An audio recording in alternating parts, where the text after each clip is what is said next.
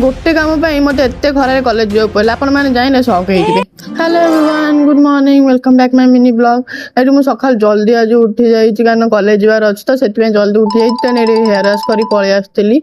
Hair wash करके skin care सब करदे जो भाया खरा है सनस्क्रीन टार भरी भरिक मो मुहर लगाऊे न लगे मो मुहर अवस्था रही एमती तो अवस्था ना फेस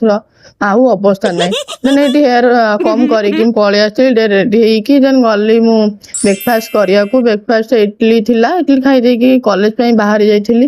भाई सकाल सकाल उठ पुणी कॉलेज एत खरारे मुंड खराब हो गला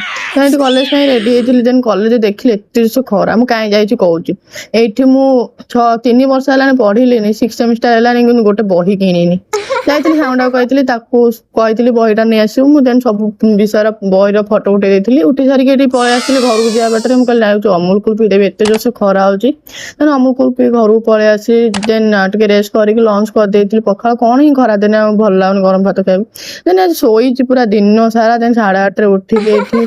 टे फ्रेश हो गाड़ीटा शुणा पड़ा छाड़ गोटे सांगटा आनी प्रसाद आज देन खाई एमती आज दिन भिडियो काल देखा।